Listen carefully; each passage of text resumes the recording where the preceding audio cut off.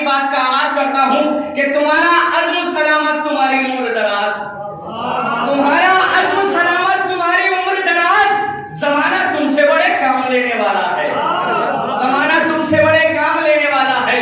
یہ توفیق ہوتی ہے مولا حسین کی، مولا حسین جس کو چاہتے ہیں اپنی مودت کے سمندر میں ڈبو دیتے ہیں اور جس کو چاہتے ہیں نکال کر پھینک دیتے ہیں۔ جب انسان مودت آل محمد کے سمندر میں اپنے آپ کو غوطہ کرتا ہے تو پھر اسے یہ نہیں دکھائی دیتا کہ اسے دار پر جا کر بولنا ہے یا منبر پر جا کر بولنا ہے۔ جب وہ مدح علی کرتا ہے تو اسے ایسا لگتا ہے کہ وہ جنت میں کر رہا ہے، وہ اگر دار پہ بھی ہوتا ہے جب علی کا نام لیتا ہے تو اسے ایسا لگتا ہے کہ جیسے جنت میں لے رہا ہے، منبر پہ بولتا ہے تو اسے ایسا لگتا ہے کہ جیسے جنت میں بول رہا ہے۔ تو شاعر آواز دیتا ہے کہ جو حق کے ثنا ہے وہ ادا ہو نہیں سکتا، جو حق کے ثنا ہے وہ ادا ہو نہیں سکتا، واقعی ہم ادا نہیں کر سکتے۔ مدح آل محمد کا حق، جو آل محمد کے حقوق ہیں ان کی ادائیگی ہم نہیں کر سکتے۔ یہ تو فیض ہے آل محمد کا کہ جو ہم بول دیتے ہیں، ورنہ جب پیدا ہوئے تھے جب بھی گونگے آئے تھے اور جب اس دنیا سے جائیں گے جب بھی گونگے ہوں گے، نہ آتے وقت بولے تھے نہ جاتے وقت بولیں گے۔ تو جو حق کے ثنا ہے وہ ادا ہو نہیں سکتا، قرآن سا لہجہ تو میرا ہو نہیں سکتا، جو حق کے ثنا ہے وہ ادا ہو نہیں سکتا۔ اب اس کے بعد آپ کی سماعتوں کے حوالے ایک مدحائے اہل بیت کرنے والا ہوں، پھر انشاءاللہ آپ کا خطیب آپ کے روبرو ہوگا۔ جو حق کے ثنا ہے وہ ادا ہو نہیں سکتا، قرآن سا لہجہ تو میرا ہو نہیں سکتا۔ جو ہاتھ ابھی تک نہیں اٹھے ہیں نا وہ اٹھ جانے چاہیے، اس لیے کہ میں مدح آل پیغمبر کے شعر کہتا ہوں، کسی کے باپ کی مدح ثنا نہیں کرتا۔ میں مدح آل پیغمبر میں شعر کہتا ہوں، کسی کے باپ کی مدح ثنا نہیں کرتا، لیکن نہ جانے کیا ہو جاتا ہے، کچھ ہاتھ ایسے ہوتے ہیں کہ جو ذکر اہل بیت میں آنے کے بعد میں بن جاتے ہیں، کچھ ہاتھ ایسے ہوتے ہیں جو کھل جاتے ہیں۔ جو حق کے ثنا ہے وہ ادا ہو نہیں سکتا، قرآن سا لہجہ تو میرا ہو نہیں سکتا۔ جو حق کے ثنا ہے وہ ادا ہو نہیں سکتا، قرآن سے لہجہ تو میرا ہو نہیں سکتا، تو انداز بھی لہجہ بھی تصدق ہے تمہارا، انداز بھی لہجہ بھی تصدق ہے تمہارا، ہم سے تلفظ بھی ادا ہو نہیں سکتا۔ جو حق کے ثنا ہے وہ ادا ہو نہیں سکتا۔ یہ واقعہ عطائے حسین ہے کہ جو ہم ان ممبروں پہ آنے کے بعد میں بول لیتے ہیں، ورنہ ہماری پہچان نہ ہوتی، ہمارے بس کی کہا تھا کہ ہم بول پاتے۔ تو سنیے گا، حسین جو چاہے وہ ہو جاتا ہے، جو حق کے ثنا ہے وہ ادا ہو نہیں سکتا، قرآن سا لہجہ تو میرا ہو نہیں سکتا، انداز بھی لہجہ بھی تصدق ہے تمہارا، ہم سے تو تلفظ بھی ادا ہو نہیں سکتا، ہم سے تو تلفظ بھی ادا ہو نہیں سکتا۔ تو فطرت یہ چلا سوچ کے گہوارے کی جانب، فطرت یہ چلا سوچ کے گہوارے کی جانب، شبیر اگر چاہے تو کیا ہو نہیں سکتا، شبیر اگر چاہے تو کیا ہو نہیں سکتا، شبیر اگر چاہے تو کیا ہو نہیں سکتا۔ آئیے حضرات، میں بڑی مؤدبانہ انداز میں گزارش کرتا ہوں علی جناب مولانا رضی عباس صاحب کی خدمت میں کہ وہ آئے اور آنے کے بعد اپنے کلام سے مومنین کے حدود کو منور کریں۔ بآواز بلند صلوات محمد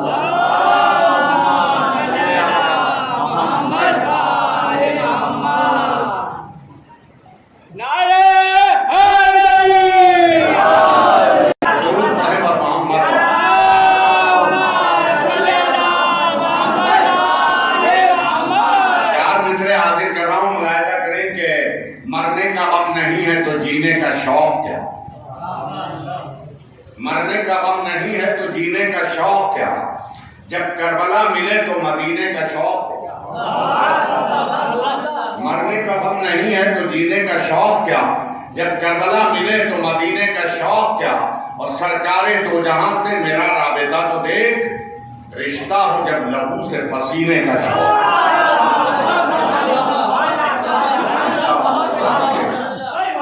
پسینے کا شوق کیا۔ اور ایک مسدس کے 2-3 بند پیش کیے دے رہا ہوں۔ عرض کیا ہے کہ علی کا کام عطا ہے، علی عنایت ہے، علی کا کام عطا ہے، علی عنایت ہے، عنایتوں میں شفا ہے، علی شفاعت ہے، شفاعتوں میں بقا ہے، علی حفاظت ہے، حفاظتوں میں صفا ہے، علی سخاوت ہے، علی کا کام عطا ہے، علی عنایت ہے، عنایتوں میں شفا ہے علی شفاعت ہیں، شفاعتوں میں بقا ہے علی حفاظت ہیں، حفاظتوں میں صفا ہے علی سخاوت ہیں، سخاوتوں کے سمندر کو جوش آیا ہے، یہ جوش دیکھ کے قمبر کو ہوش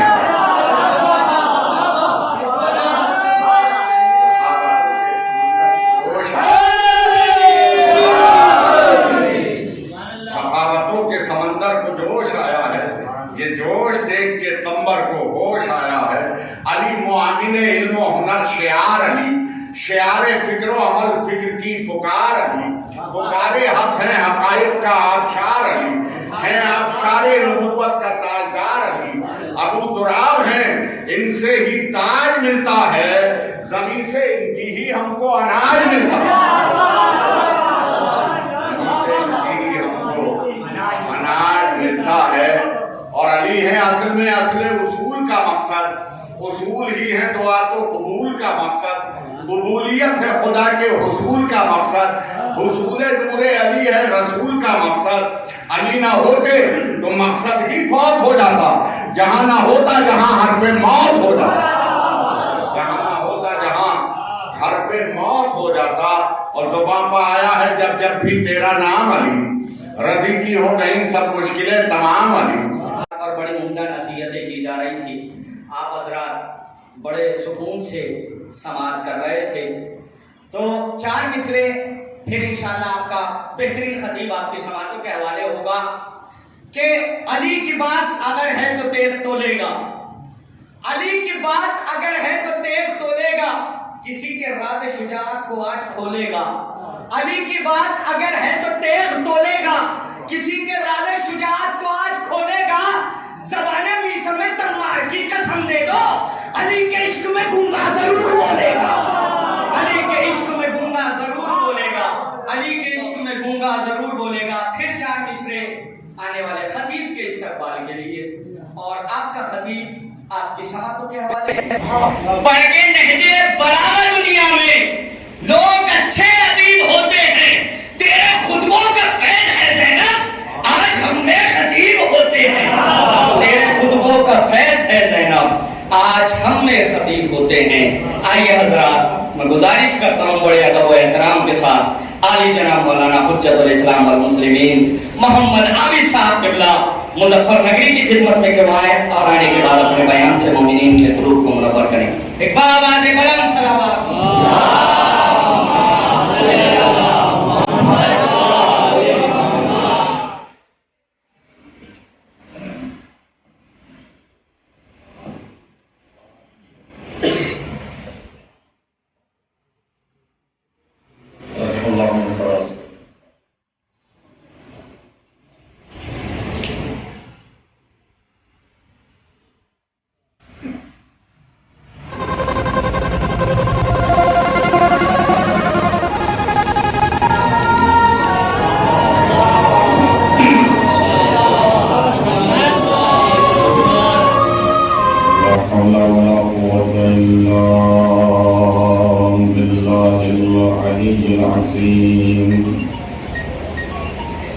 أعوذ بالله السميع العليم من الشيطان اللعين الرجيم.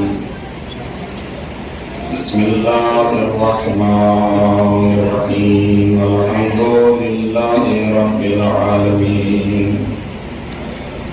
الصلاة والسلام على أشرف الأنبياء والمرسلين وخاتم النبيين محبوب رب المشرقين ورب المغربين جد الحسن والحسين المكي المدني القرشي الهاشمي المطلبي مولانا ومقتدانا وهادينا وناصرنا أبي القاسم صل على محمد وآل محمد وآل الطيبين الطاهرين المعصومين المسلومين المنتجبين المنتخبين ولعنة الله على أعدائهم أجمعين من يومنا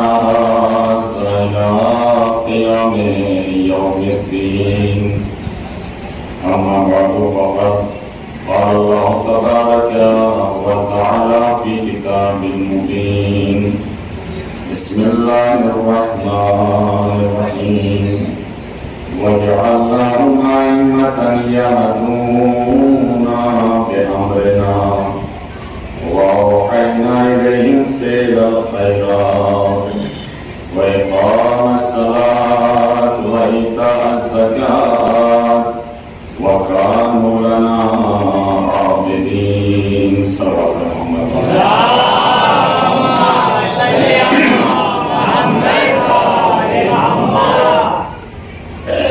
ایسا نگرامی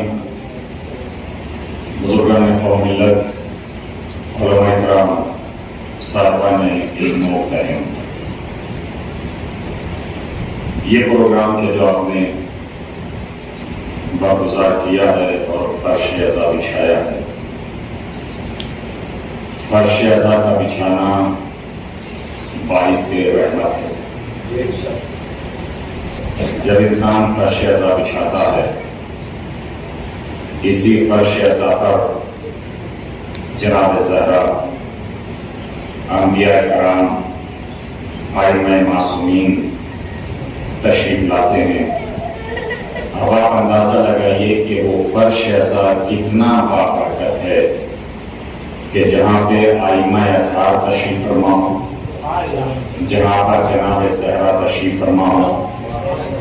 لیکن عجب ہے یہ بات کہ فرش اعضا پہ ائمہ کو تشریف لاتے ہیں، فرش اعضا پہ جناب زہرا کو تشریف لاتی ہیں، لیکن آج کا ہمارا سماج، ہمارا معاشرہ، ہمارا ماحول یہ بن گیا ہے کہ ہم مجلس میں جب پہنچیں گے کہ جب مسائل ہوں گے، یا اس وقت پہنچیں گے کہ جب سینہ زنی ہوگی. اس اعتبار سے چند لوگ ہمارے درمیان میں ہوں گے. کچھ افراد وہ ہیں کہ جو مرثیہ خانی میں آ جاتے ہیں، سوز خانی میں آ جاتے ہیں.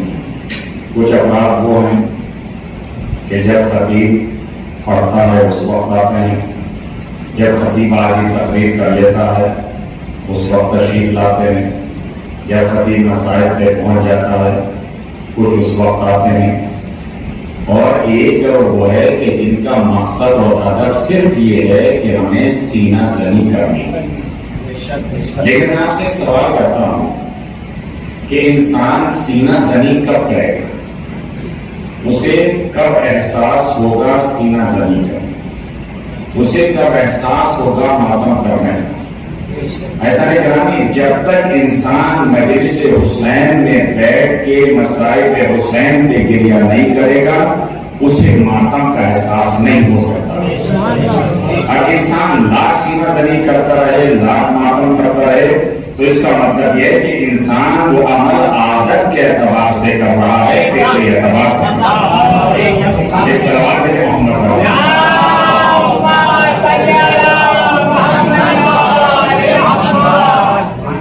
ہر جگہ جب بھی مثلا پروگرام ہوتے ہیں، شب داری ہوتی ہیں، انجمنیں آتی ہیں، کتنا خرچ کیا جاتا ہے؟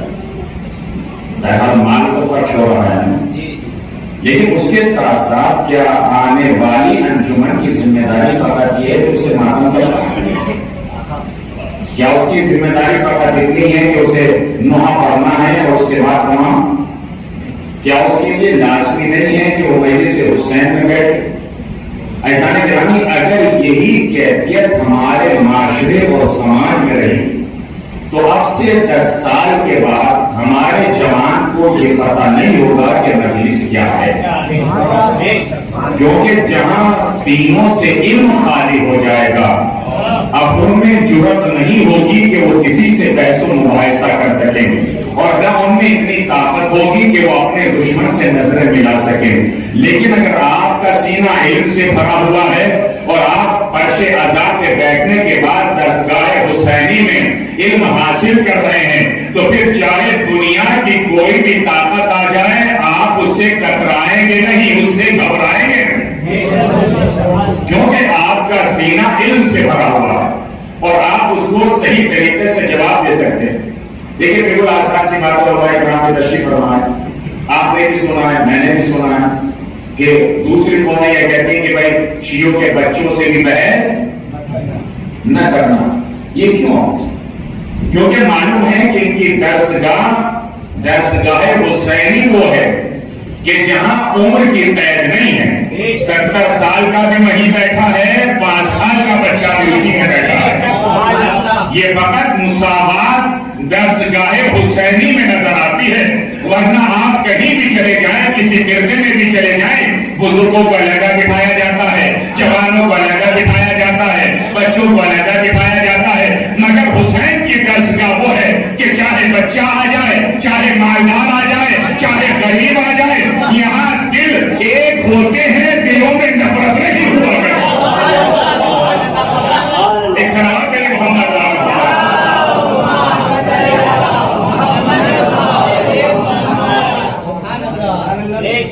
ایسا نگرانی پروردگار عالم نے اس قرآن کریم میں, وہ قرآن کریم کے اللہ کا نورانی کلام, جس کلام کی تلاوت کرنے سے انسان کی زبان پاک ہوتی ہے, جس کی تلاوت کرنے سے انسان کے قلب کی تطہیر ہوتی ہے, جس کے سلسلے میں نبی نے فرمایا اذا قرأ القرآن, جب انسان قرآن پڑھتا ہے, قرآن کی تلاوت کرتا ہے, تو لا یقوم من مقامہ حتی یغفر اللہ لہ ولأبویہ.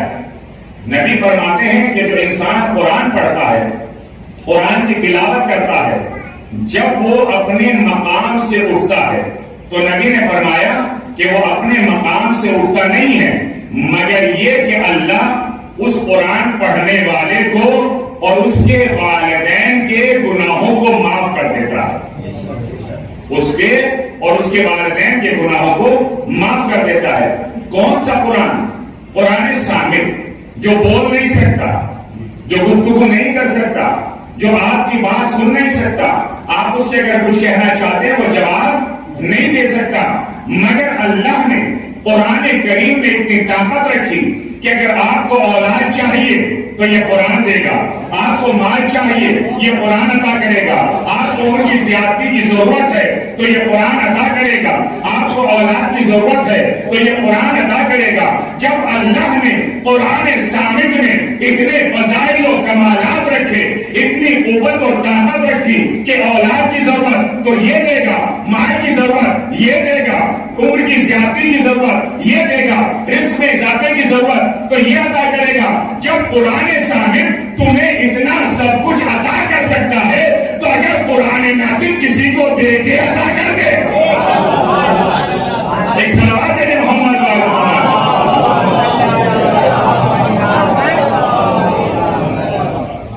اسی قرآن کریم میں پروردگار عالم نے ارشاد فرمایا وَجَعَلْنَاهُمْ أَئِمَّةً يَهْدُونَ بِأَمْرِنَا. دیکھو ہم نے آئمہ بھیجے, ہم نے پیشوا بھیجے, ہم نے رہبر بھیجے. ان کا کام کیا ہے؟ یہ ہمارے امر کے مطابق ہدایت کرتے ہیں. ان کا کام ہدایت کرنا. ایسا نہیں کہنا کہ ہدایت کون کر سکتا ہے؟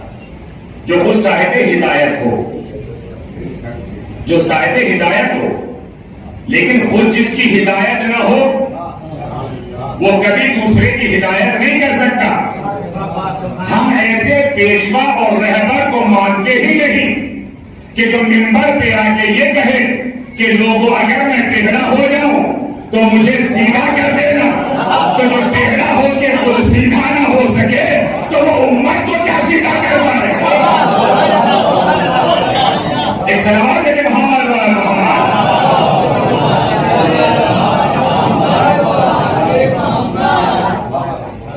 حقیقت میں اللہ نے آئمہ کو اپنا علم دے کے بھیجا ہے.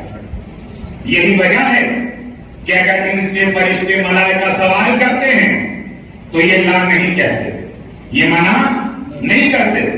حیوانات ان سے سوال کرتے ہیں تو یہ منع نہیں کرتے. چرند آ کے ان سے سوال کرتے ہیں یہ منع نہیں کرتے.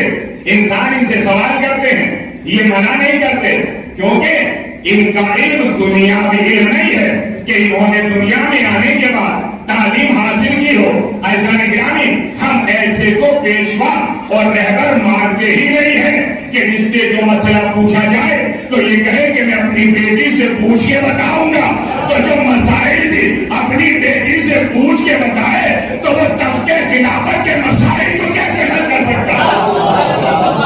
ایک صلوات کے محمد وعلی محمد.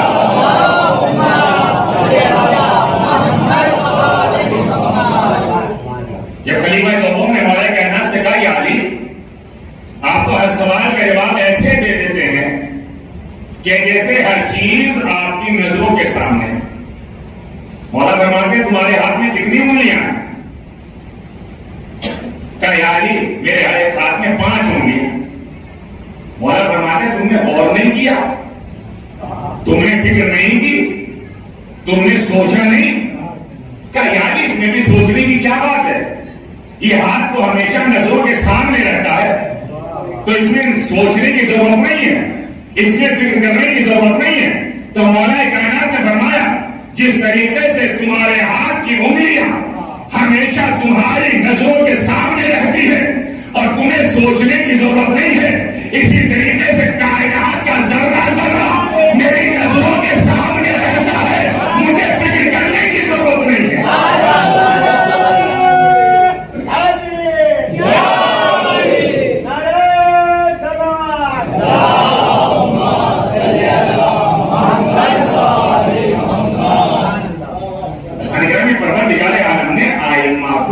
ایسے ہی نہیں بھیج دیا، اللہ نے اپنا علم عطا کر کے بھیجا.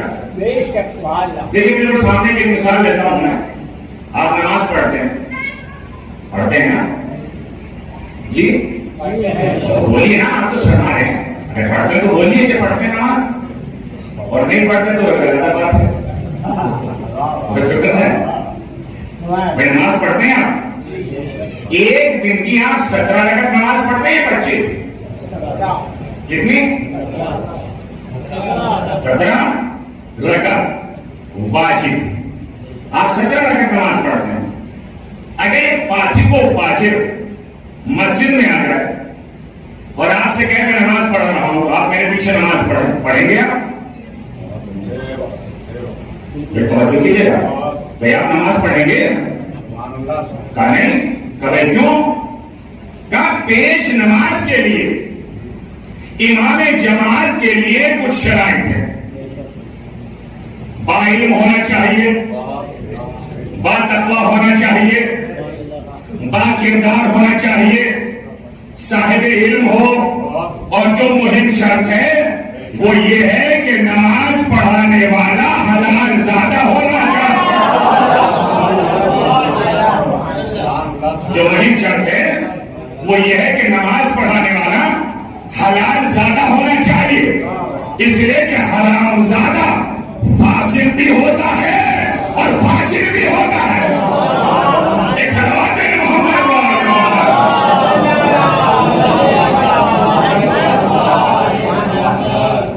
تو ہمارے اس وجہ سے شرط ہے ہمارے یہاں کہ نماز پڑھانے والا امام جماعت حلال زادہ ہو. وہ اور لوگ ہیں کہ جہاں کوئی شرط نہیں ہے، جس نے جیسے چاہا ویسے پڑھا دیا. پڑھنے والوں نے بھی نماز پڑھ لی اور اللہ بعد میں کوئی جمعہ جو ہے وہ بدھ کے دن پڑھ لے، تو یہ بھی مثلا تاریخ نے اس کو سب کیا. تو ایسا جب ہم 17 رکعت نماز پڑھنے کے لیے اتنے سارے شرائط دیکھ رہے ہیں کہ جو امام جماعت ہے با علم ہونا چاہیے، با کردار ہونا چاہیے، با سیرت ہونا چاہیے، با تقویٰ ہونا چاہیے، حلال زادہ ہونا چاہیے، تو جسے اللہ کائنات کا امام بنا کے بھیج رہا ہے، ایک سلام میرے محمد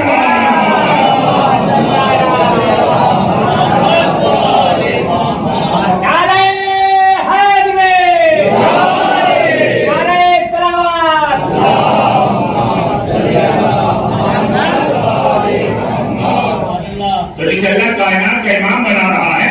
چوتھی امام امام زین العابدین علیہ السلام.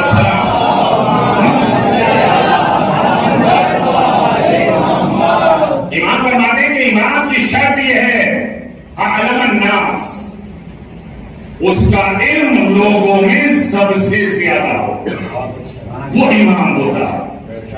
پھر فرمایا اصغر الناس، سخاوت میں سب سے زیادہ ہو، اشجع الناس، امام شجاعت میں سب سے زیادہ ہو۔ تو وہ امام بن ہی نہیں سکتا کہ جو بھگوڑا ہو، امام وہی ہوتا ہے کہ جو شجاع اور بہادر ہو۔ ایک صلوات دے محمد کو آل محمد۔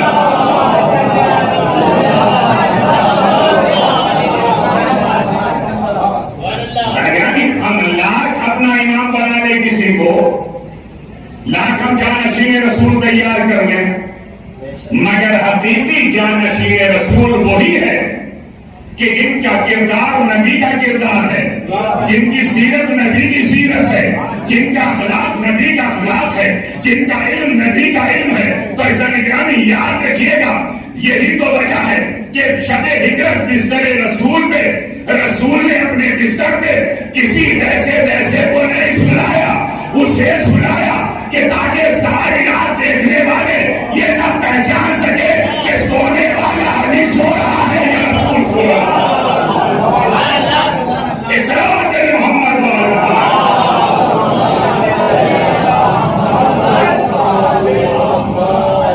اور سے میرا سوال پہ محمد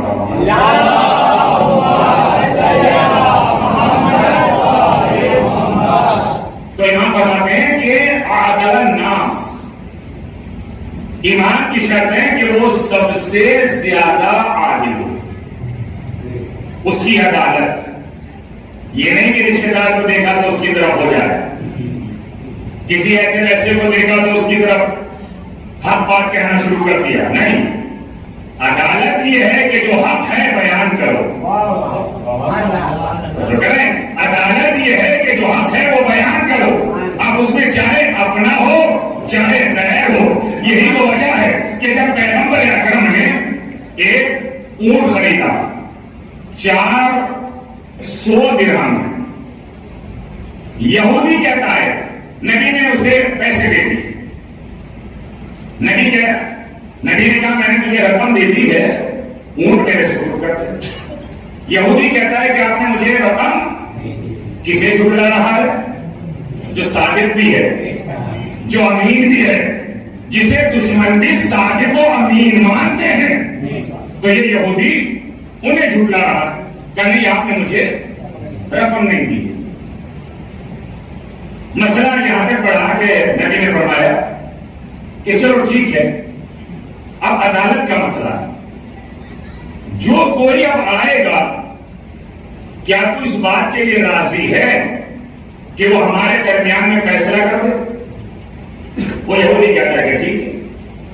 تو پہلے صاحب ادھر سے گزر رہے تھے، پہلے صاحب تو آپ سمجھ ہی رہے ہیں نا، توجہ کر رہے ہیں، پہلے صاحب اسی وجہ سے صاحب لگایا ہے، تو یہ گزر رہے تھے، بلایا کہ بھائی ہمارے درمیان فیصلہ کرو، کیا آپ کا مدعا کیا ہے؟ کہ میں نے 400 درہم میں اونٹ خریدا ہے اور میں نے اسے رقم دے دی۔ یہودی انکار کر رہا کہ مجھے رقم نہیں دی، تو پہلے صاحب فرماتے ہیں یا رسول اللہ کیا آپ کے پاس کوئی گواہ ہے کہ آپ نے اسے رقم دے دی؟ نبی نے فرمایا کہ نہیں، میرے پاس تو کوئی گواہ نہیں ہے۔ تو پہلے صاحب نے فیصلہ دیا یا رسول اللہ پھر تو حق یہودی کے ساتھ ہے۔ اب دوسرے صاحب آئے، انہوں نے بھی بالکل بہائے میں ہی یہی جواب دیا، کیونکہ فطرت ایک ہے، فسق و فجور ایک ہے، چالاکی میں دونوں ایک، تو لگا جواب بھی دونوں کا ایک۔ نبی فرماتے ہیں کہ اچھا اب جو شخص گزرے گا وہ جو فیصلہ دے گا ہم اس فیصلے کو تسلیم کریں گے۔ اتنے میں دیکھا کہ مولا کائنات تشریف لا رہا ہے، نبی نے بلایا، بلانے کے بعد کہا یعنی ہمارے درمیان میں فیصلہ کرو، تمام واقعہ بیان کیا، مولا کائنات فرماتے ہیں کہ حق رسول کے ساتھ ہے، حق رسول کے ساتھ ہے۔ نبی نے فرمایا یا علی تم نے تو اتنی جلدی فیصلہ کر دیا؟ کہ یا رسول اللہ جس کی زبان پر وحی کا پہرا ہو، جس کی زبان پر وحی کا پہرا ہو وہ کبھی جھوٹ بول ہی نہیں سکتا ہے، تو حق آپ کے ساتھ ہے۔ اور عزیزان گرامی اس کے بعد علی نے تلوار نکالی اور یہودی کو قتل کرنے کے بعد کہا کہ جو عصمت میں شک کرتا ہے وہ قتل کے لائق ہے۔ اے سلام میرے محمد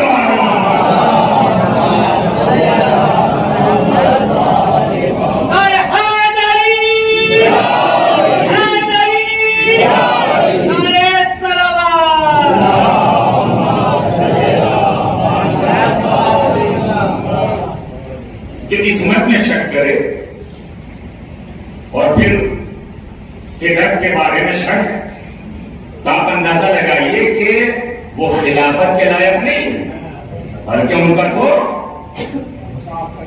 ہو جانا چاہیے تھا اسی وقت۔ کیونکہ جو ائمہ معصومین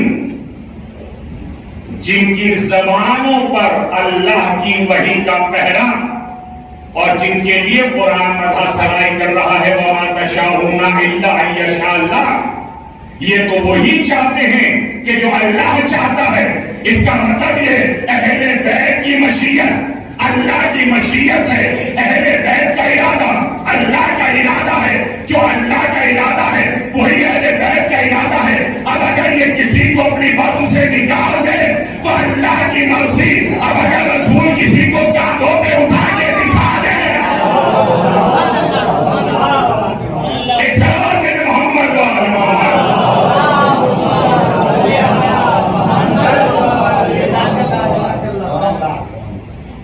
تو قرآن کریم نے صاف اعلان کیا وَجَعَلْنَاهُمْ أَئِمَّةً يَهْدُونَ بِأَمْرِنَا، یہ ہدایت کرتے ہیں ہمارے امر کے مطابق، جیسی ہماری مرضی ہوتی ہے ویسے یہ ہدایت کرتے ہیں۔ اب اعتراض کرنے والوں نے اعتراض کیا کہ شیعہ کہتے ہیں کہ ائمہ پہ وحی نازل ہوتی، کہ یہ جھوٹے ہیں، اماموں پہ وحی نازل نہیں ہوتی۔ ایسا نہیں کہا کہ اب سوال یہ ہے کہ وہ امام دنیاوی بنا ہوا امام نہیں ہے کہ کسی 20 آدمیوں نے بیٹھ کے بنا دیا امام، تو یہ تو امام ایسا بنایا ہوا امام ہوتا ہے جب چاہے اسے اتار دے اور جب چاہے بٹھا دے۔ مگر اللہ جسے امام بنا کے بھیجتا ہے، ساری کائنات بھی اگر مل کے چاہے کہ اسے امامت سے معزول کر دے تو دنیا معزول ہو سکتی ہے مگر امام معزول نہیں ہو سکتا۔ اور یہ وجہ ہے کہ جن کا امامت کے اوپر عقیدہ ہے اور ان کا عقیدہ راسخ عقیدہ ہے، آج کیوں ہم کہتے ہیں کہ ہمارا امام موجود ہے؟ کیونکہ عقیدہ ہے ہمارا راسخ عقیدہ۔ کیونکہ اگر امام نہ ہوتا تو یہ دنیا نہ ہوتی، اگر امام نہ ہوتا یہ کائنات نہ ہوتی، اگر امام نہ ہوتا تو یہ چاند ستارے سب ٹوٹ کر گر جاتے، اگر امام نہ ہوتا تو یہ دریا کی روانی رک جاتی، اگر امام نہ ہوتا تو یہ پہاڑوں کی بلندی ختم ہو جاتی۔ اس کا مطلب یہ ہے کیونکہ معلوم ہے ایک نبی جب تک تم اس دنیا میں ہو میں یہاں عذاب نہیں کروں گا، تو اس عذاب سے محفوظ ہونا اس بات کی علامت ہے کہ آج بھی ایک محمد پردہ خیر میں باقی ہے۔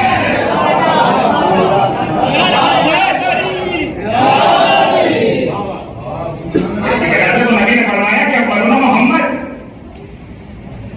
ہمارا اول بھی محمد ہے، ہمارا آخر بھی محمد، ہمارا درمیانی بھی محمد، ہم کل کے کل محمد۔ جب کسی نے ساتھ امام موسیٰ کاظم علیہ السلام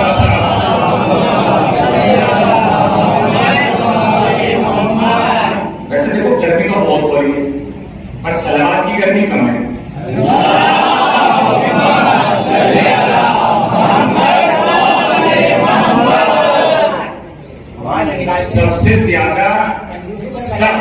ترین دشمن جو ہے وہ ہمارا کون ہے؟ شیطان. اور شیطان کی کمر توڑنے کے لیے سب سے کارگر تیر جو ہے وہ صلوات کا تیر ہے.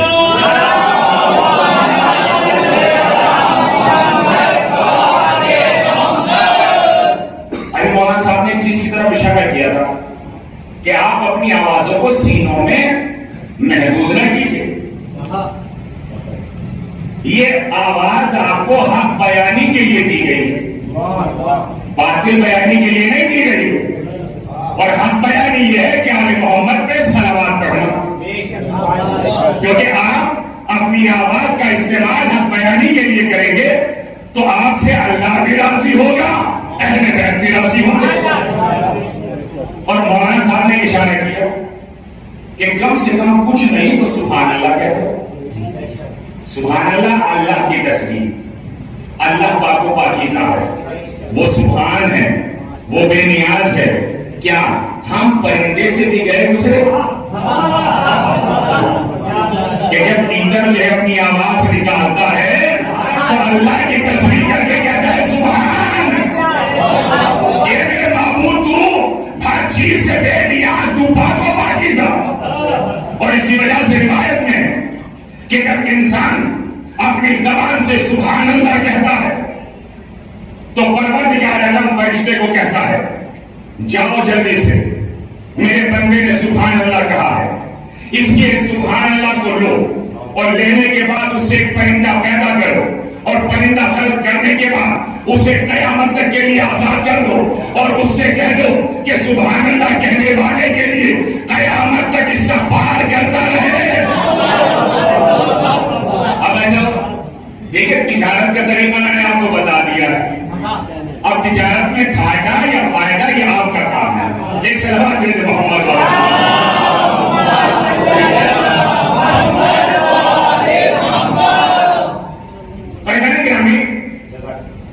نبی نے فرمایا کہ ہمارا اول بھی محمد، آخر بھی محمد، ہم سب کے سب محمد. کسی نے ساتھ امام سے سوال کیا کہ مولا وجہ کیا ہے کہ نبی نے فرمایا کہ ہمارا اول بھی محمد ہے، درمیانی بھی محمد ہے، آخر بھی محمد ہے، ہم ملک کے کوئی محمد ہے. کہا نبی نے یہ کیوں نہیں فرمایا کہ ہمارا اول بھی علی، ہمارا آخر بھی علی، ہمارا درمیانی بھی علی، ہم ملک کے کل علی. تو ساتھ امام فرماتے ہیں لوگوں کو غدیر کا ایک علی نہیں پایا تو یہ چھوٹا نے چھوٹا علی کیسے پایا؟ یہ سلام ہے کہ محمد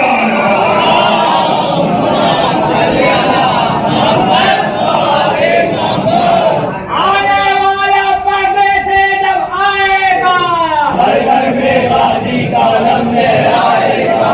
آنے والا پردے سے جب آئے گا، ہر گھر میں غازی کا علم لہرائے گا. قبروں کو مردوں کو بھی قبر سے اٹھایا جائے گا، ہر گھر میں غازی کا علم لہرائے گا.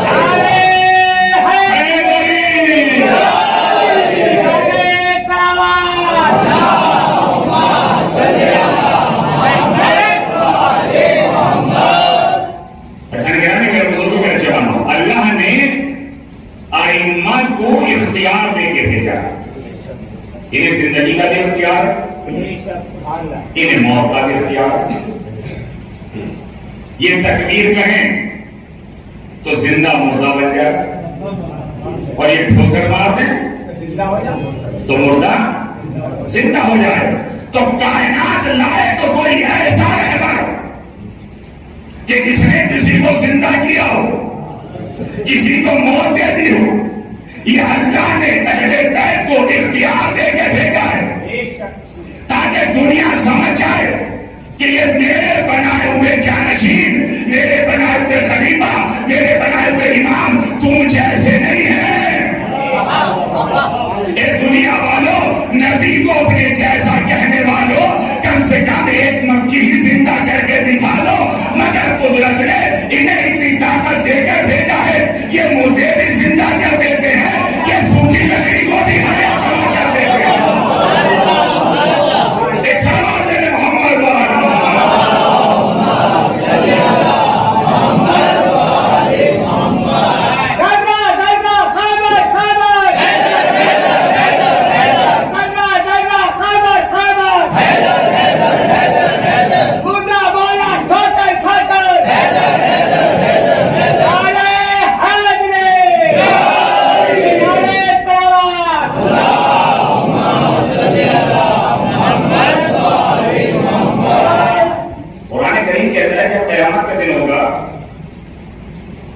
تو لوگ کہیں گے یاد رہتے ہیں اتخذت مع رسول سبیلا، ایک کاش ہم رسول کا راستہ اختیار کرتے، مگر آپ نے صاحب سے بتایا کیا قیامت میں ہاتھ ملنے سے کچھ ہوگا؟ جی کچھ ہونے والا نہیں. سکون کے ساتھ وہی رہے گا کہ جس کے دل میں آل محمد کی محبت ہوگی، اور بے قرار وہ رہے گا کہ جس کے دل میں بغض اہل بیت ہوگا. اسے نہ دنیا میں سکون ہے نہ آخرت میں سکون ہے. وہ دنیا میں بھی چلتا ہے، آخرت میں بھی چلے گا. یہی تو وجہ ہے کہ قرآن کریم بار بار اس چیز کی طرف اشارہ کر رہا ہے کہ قیامت میں کچھ چہرے ایسے ہوں گے جو سفید ہوں گے، جو نورانی ہوں گے، اور کچھ چہرے سیاہ ہوں گے. تو جو نورانی چہرے ہوں گے، معصوم سے سوال کیا کہ مولا وہ نورانی چہرے کس کے ہوں گے؟ کیا جن کے دل میں ہماری محبت ہوگی وہ نورانی چہرے ہوں گے، اور جن کے دلوں میں ہم سے بغض ہوگا وہ چہرے کبھی نورانی نہیں ہو سکتے. لاکھ قرآن پڑھا جائے، لاکھ نمازیں پڑھی جائے، لاکھ تلاوت کی جائے، تو یہی دنیا کے چہرے پہ پھٹکار نظر آ جاتی ہے کہ جس کے دل میں آل محمد کی محبت نہیں ہے. محمد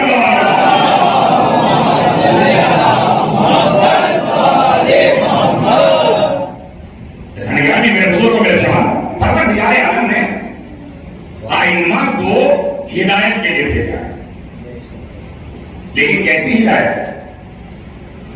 جب حبیب ابن مالک کندی،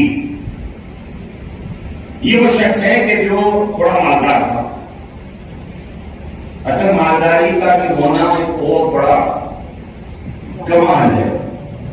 آج کل تو ہمارے معاشرے اور سماج میں جب کوئی مالدار ہو جاتا ہے تو پتہ کیسے چلے مالدار ہو گیا؟ سب سے پہلے پردہ ختم ہوتا ہے. سب سے پہلے پردہ ختم ہوتا ہے تاکہ پتہ چل جائے کہ ہم مالدار ہیں، ہم پیسے والے ہیں، ہم دولت والے ہیں. کیونکہ بھائی اگر تمہیں اپنی مالداری ہی ثابت کرنی ہے نا تو سخاوت کرو، اللہ کی راہ میں خرچ کرو. تمہیں کہنے کی ضرورت نہیں ہے کہ میں نے اتنا خرچ کیا ہے، یہ اللہ کا کام ہے کہ تم اچھے عمل کر کے چلے جاؤ، ظاہر کرنا اس کا کام ہے.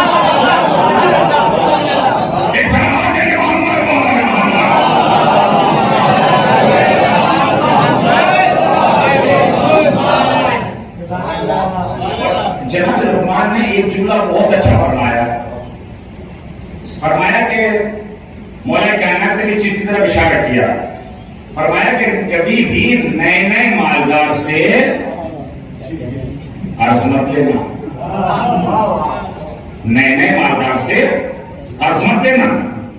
جب کسی نے پوچھا کیوں، کہا تو نیا نیا جو مالدار ہے اسے تمہارے اوپر بھروسہ نہیں، وہ جب تک 10-20 آدمیوں سے نہیں کہے گا میں نے فلاں کو اتنا قرض دیا ہے، اس کے دل کو قرار نہیں آئے گا، کیونکہ اسے خوف ہے کہیں ایسا نہ ہو کہ یہ پیسہ میرا مر جائے. جب جناب لقمان نے اپنے بیٹے سے وصیت کی کہ بیٹا 3 باتوں پہ عمل کرنا، یہ بھی بڑی توجہ کیجیے گا. کیا بابا جان کیا؟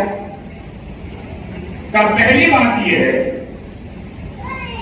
کبھی بھی عورت کو اپنا رازدار مت بنانا. اس کا مطلب یہ نہیں ہے کہ آپ مومناؤں کو بھی اس کے خلاف ہو جائے، اس لیے کہ جو مومنہ عورت ہوگی وہ کبھی خلاف نہیں کرے گی. گھبرائیے نہیں، آپ بولتے ہوئے کبھی سوچے کھانا ملے گا تو پیسہ نہیں ملے گا. تو پہلی بات کیا ہے؟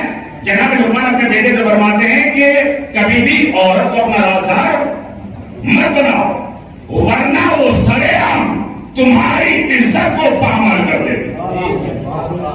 دوسری بات جناب لقمان نے اپنے بیٹے سے فرمایا بیٹا کبھی بھی حاکم کے سپاہی سے دوستی مت کرنا، حاکم کے سپاہی سے دوستی مت کرنا، ورنہ سب سے پہلے گرفتار کرنے وہی آئے گا.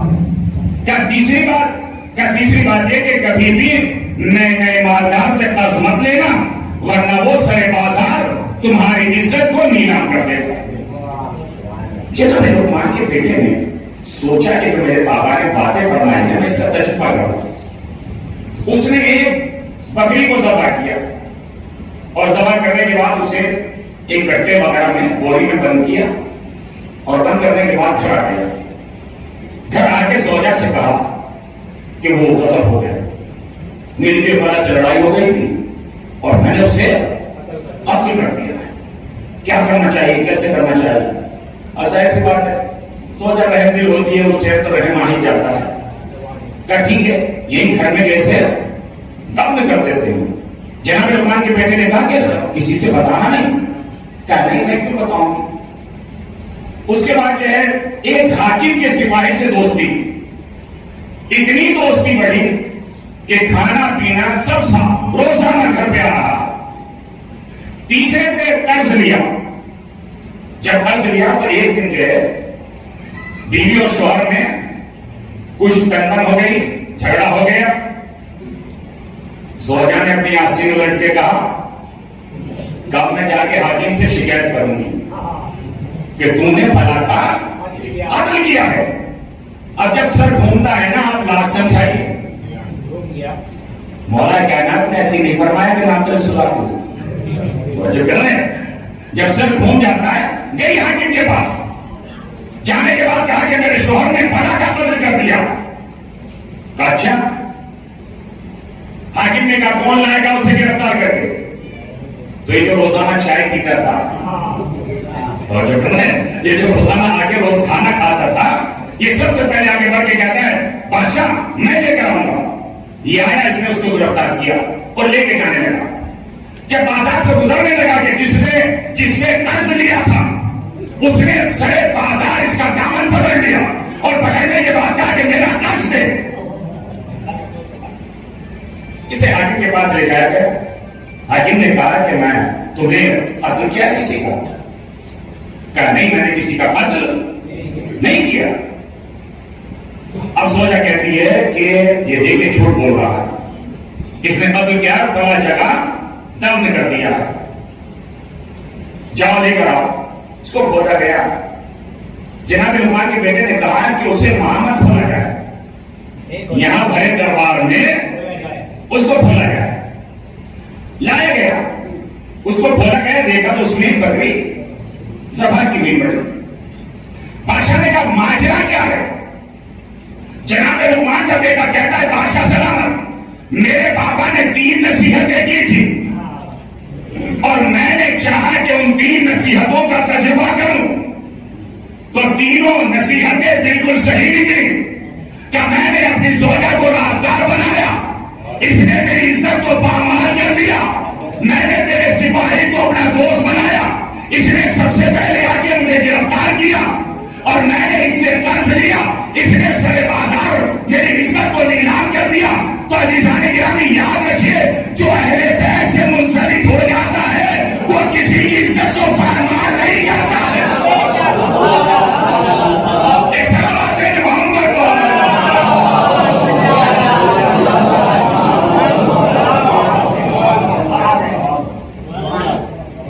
امام نے ایسے نہیں فرمایا کہ تمہارے دلوں میں جو ایک دوسرے کی محبت پائی جا رہی ہے وہ ایسے نہیں محبت. امام فرماتے ہیں یہ محبت ہماری وجہ سے. اگر ہماری محبت تمہارے دلوں میں نہ ہوتی تو اور قوموں کی طرح تم بھی بگڑ جاتے.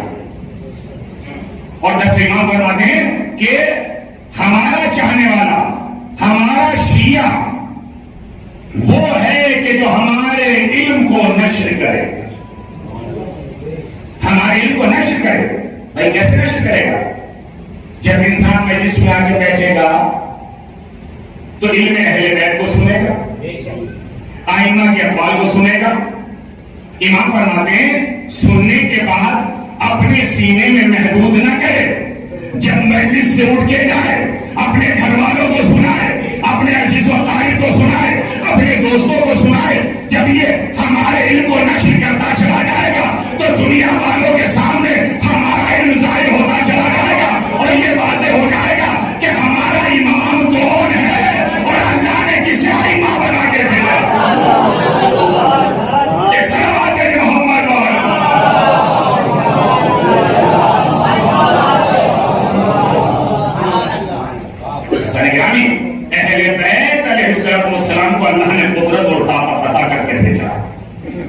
یہ جو چاہیں وہ کر سکتے ہیں.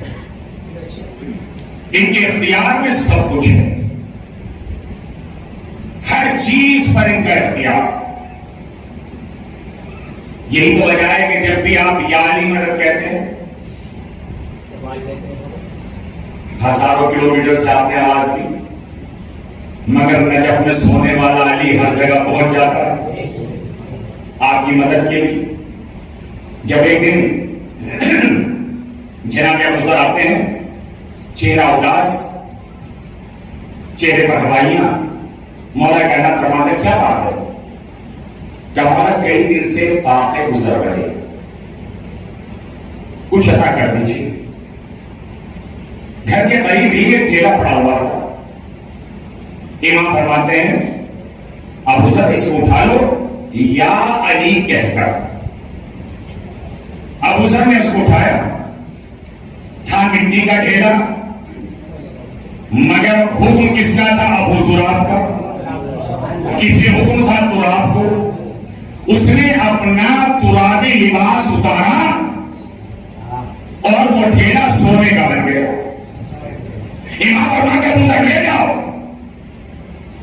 ابوذر نے اس ڈھیلے کو اٹھایا، پھر ایک اور پتھر ڈھونڈا، اس کے بعد توڑنے لگے.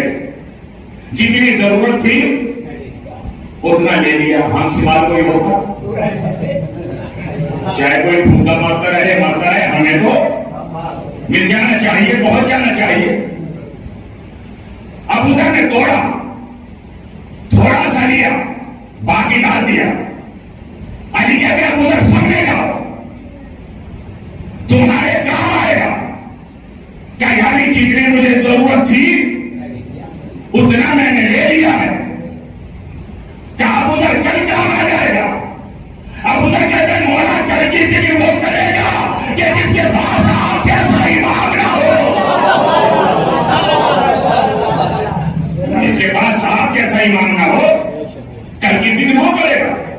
تو اسی وجہ سے اللہ نے کائنات میں ایسے ائمہ کو بھیجا کہ وہ مٹی کو چاہے تو سونا بنا دے، سونے کو چاہے تو مٹی بنا دے، ہوا میں پہاڑوں کو اڑا دے، اور جو بھی ان کے در پہ آئے اور چھوٹا بن کے آؤ گے ہمیشہ کے لیے بڑا بن جاؤ گے. یہ سلام دے کہ محمد وآل محمد.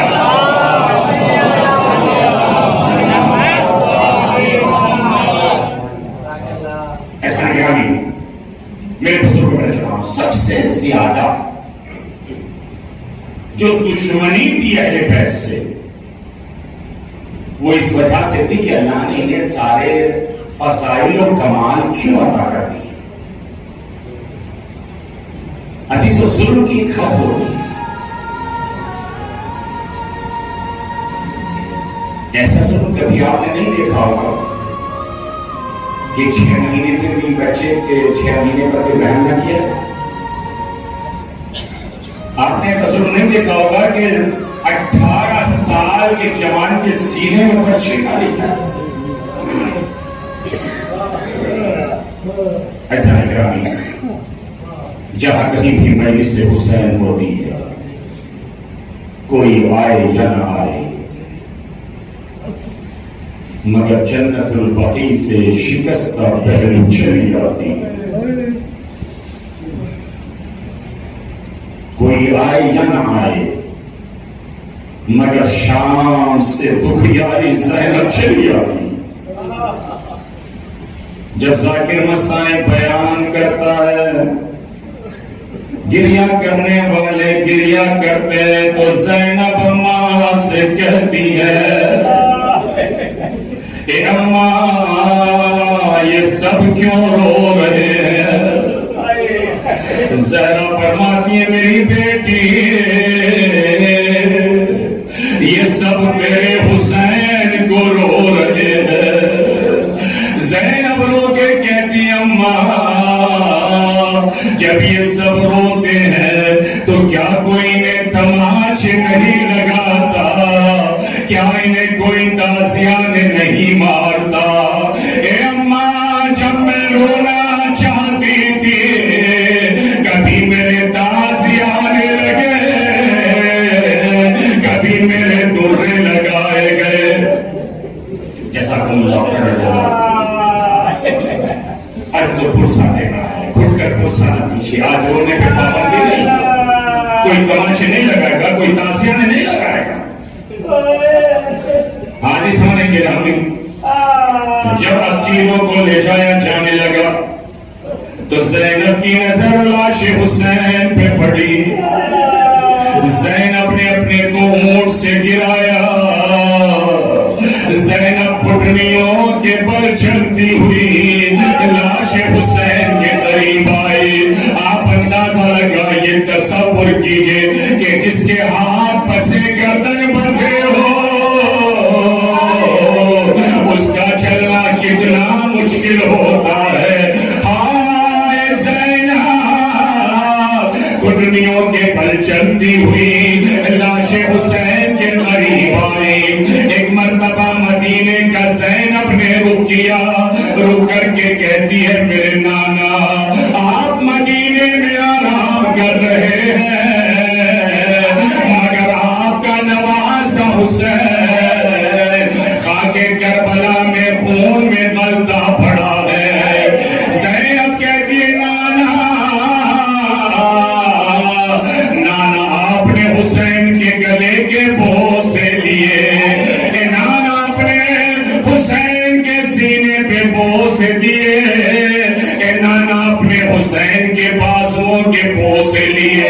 لیکن نانا آج زینب جہاں بوسا دے گی وہاں نہ نانا آپ نے بوسا دیا، نہ اماں زہرا نے، ارے نہ بابا علی نے. یہ کہہ کے زینب نے اپنے دونوں حسین کی کٹی گردن پر رکھے. رکھنے کے بعد زینب رو کے کہتی ہے میرے ماں چاہے مجھے معاف کر دینا. زینب نے تم سے پردے کا تم سے وعدہ کیا تھا کہ میں تمہیں اپنی چادر کا کفن دوں گی، لیکن میرے ماں چاہے میری چادر چھن گئی. اے میرے ماں جائے میں اپنے بالوں کا سایہ کر لیتی، لیکن ظالموں نے میرے ہاتھ پسے گردن باندھ دیے. جزاکم اللہ خیر جزا. خدا کوئی رحمت دے سوائے ہمیں مسلوں میں کر دیا. عزیز اگر رونا نہ آئے نا تو مجلس کے بعد تنہائی میں جانے کے بعد سوچئے گا کہ آپ کے نفس سے کون سا گناہ ہوا ہے کہ جس کی مصیبت پہ آسمان رویا، جس کی مصیبت پہ زمین روئی، جس کی مصیبت پہ دریا کی مچھلیاں روئی. آخر وجہ کیا ہے؟ میں کیوں نہیں رو رہا ہوں؟ یہی وجہ ہے کہ جب قیامت کا دن ہوگا تو ہر آنکھ قیامت کے دن روئے گی، مگر وہ آنکھ نہیں روئے گی کہ جو حسین کی مظلومیت پر روئی ہوگی. جزاکم اللہ خیر جزا. خدا کوئی غم نہ دے سوائے ہمیں مسلوں میں کربلا کے. عزیز و تاریخ یہ کہتی ہے کہ جناب سید سجاد نے پھوپھی اماں ام کلثوم کو دیکھا کہ بابا کے لاشیں کا طواف کر رہی ہیں. امام سجاد فرماتے پھوپھی اماں کیا آپ بابا کے لاشیں کا طواف کر رہی ہیں؟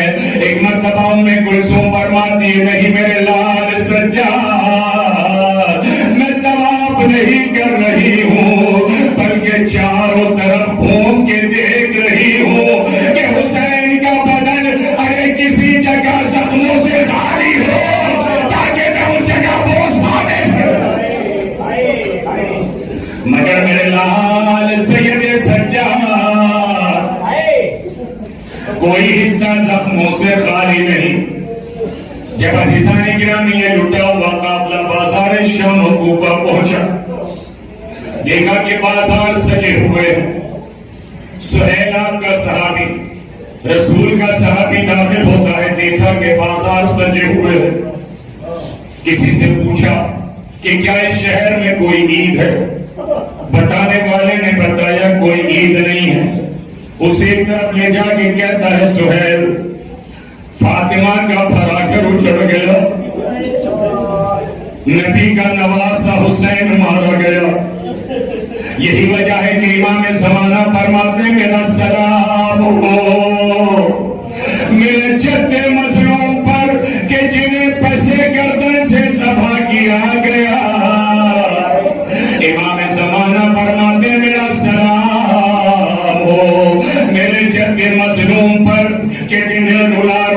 آگے ذبح کیا گیا. امام زمانہ فرماتے میرا سلام ہو میرے جد مظلوم پر کہ جن کے لاشیں پہ گھوڑے دوڑائے گئے. عزیز و ایام امام سجاد کے ایام چل رہے. سہیل کہتا ہے کہ جب اس نے مجھے بتایا کہ فاطمہ کا گھر اجڑ گیا, اس نے مجھ سے کہا کہ سہیل وہ دیکھو نو کے نیزے پہ حسین کا سر ہے, وہ اس نیزے پہ دیکھو حسین کے جوان بیٹے اکبر کا سر ہے, اور وہ تم دیکھ رہے ہو اس نیزے پہ ننھا سا سر جو نظر آ رہا ہے, ان ظالموں نے اصغر پہ بھی رحم نہ کیا. ارے وہ علی اصغر کا سر ہے. ایک مرتبہ سہیل آگے بڑھے, امام سجاد کے قریب آئے. آنے کے بعد امام کو سوال کیا, بس وہ 2-3 منٹ کے مسائل ہوا. امام کو سلام کیا. امام نے جواب سلام دے کے کہا بھائی تو کون ہے جو اس غربت میں ہمیں سلام کر رہا ہے؟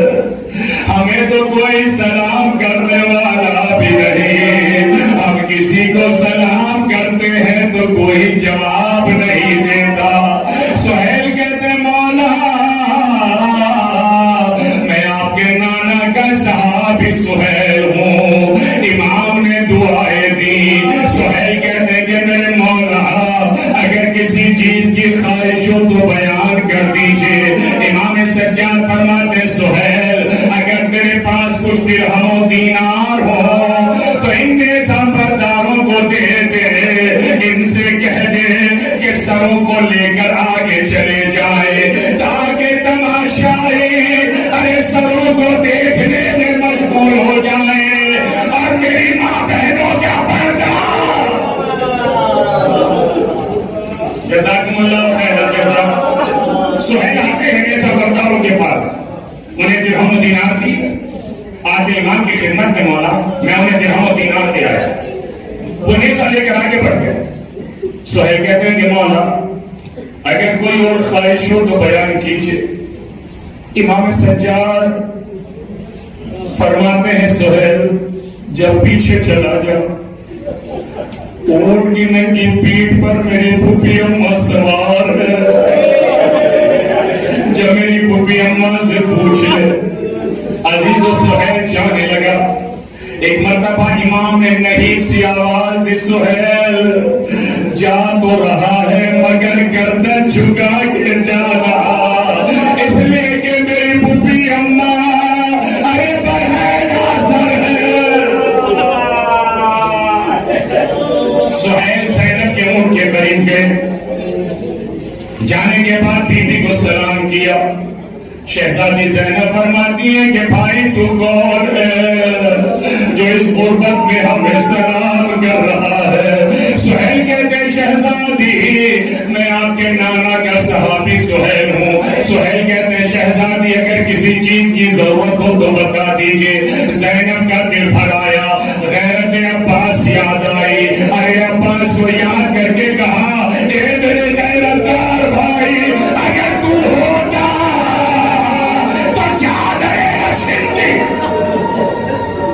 ایک مرتبہ سہیل سے کہا سہیل اگر ہو سکے تو چند چادریں لا کے دے دے. سہیل چادریں لے کے آیا, زینب کے سپرد کی. زینب نے چادروں کو تقسیم کرنا شروع کیا. شمر کو پتا چلا, شمر آیا نیزے کی نوک سے